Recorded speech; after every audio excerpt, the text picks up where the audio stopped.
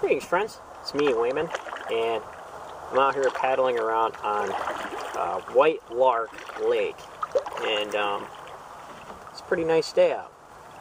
Couple clouds in the sky, but it's not very hot. It's just nice and cool, and I'm kind of taking it easy today on my day off. Something I like to do. I'm kind of responding to a video that I seen who asked for submissions concerning how atheism makes your life better, and they wanted a video on how religion makes your life better. I'm agnostic, meaning that I don't know. There's still a lot of stuff that science can't explain and that we don't know, obviously, but that doesn't mean that we need to fill that unknown with religion. However, saying that removing religion from a society would make a society better, we don't know, because we've never done it. It would almost be like saying, what would it be like if you removed dance or music or art? And I think that religion ended up being a group expression of the subconscious. So kind of like Jungian theology. Like we don't know a whole lot about it, but that doesn't mean we can't talk about it. Probably one of the ways that religion was a positive aspect in people's lives was during the forced assimilation process of the United States Native Americans here. And if you read a text like Black Elk Speaks, during that time of atrocity and hardship that the community went through, both as individuals and as a group, religion was the glue, and symbolism was the glue that held the tribes together and helped them metaphorically explain what was going on.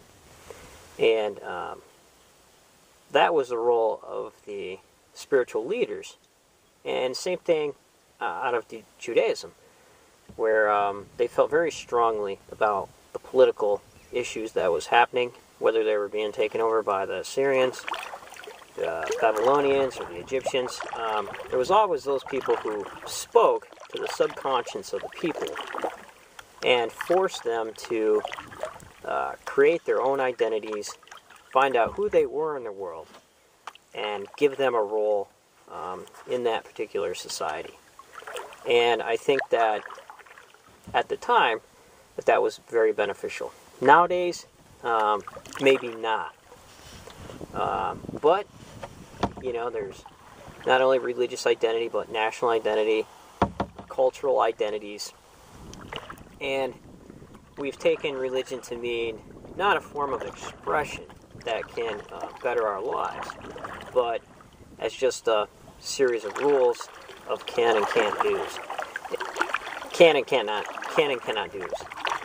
That didn't make sense.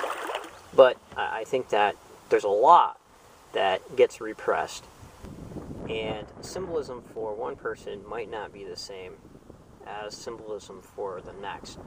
And I think that's one of the major issues with religion, is they try to cow everybody into one form of expression, and of that expression, one meaning for it. So you get, say for example, these monks out of the Catholic Church who might have visions and ideas or mental breakthroughs, shall we say, stuff coming up from the subconscious being projected into the conscious, and interpreting that and throwing that onto the outside world, which when interpreted might not be in line with the church's theology. So what? They're called a bunch of heretics, and they're sometimes excommunicated and shunned and called false prophets and all kinds of that, and things of that nature. Sorry.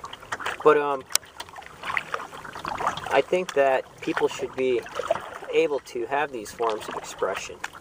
And just like the artist who makes a picture is able to show that to the world, people come by, give their opinion, but their opinion of their experience of the vision or of the image might not be what the author intended. However, it still does affect people in certain ways. So I think that if you look at, especially tribes who, well, even today, we use religion as rituals to make sense of the nonsense. Meaning, maybe the idea of religion is sometimes removed from funerals and death and marriage and different points in our lives. However, there's still that element there that, as a form of ritual, helps bring the community together. And I think that desensitizing those symbols and those metaphors end up doing people and members of the society a disservice, simply because they have no means of properly interpreting those kinds of things that are happening to them. Yes, they can if they go to a psychologist, but reading literature, you could say, hey, this happened to Gilgamesh, this is happening to me mentally. You could read biblical literature, religious literature. It doesn't have to be religious literature. It can be mythology, stories. Even Star Wars trilogy spoke to a lot of people, and it changed a lot of people's lives when they thought about it. The hero's journey, people like Joseph Campbell writing about this stuff. So I see a valid role for religion in society if it's done properly. Most of the time it's used as a tool to have people conform and to abuse people. And the individual is never allowed to experience its full potential. So that's my problem with organized religion. But so that's just my thoughts on the issue. And take care, friends. And remember, if everybody's thinking alike, then somebody isn't thinking.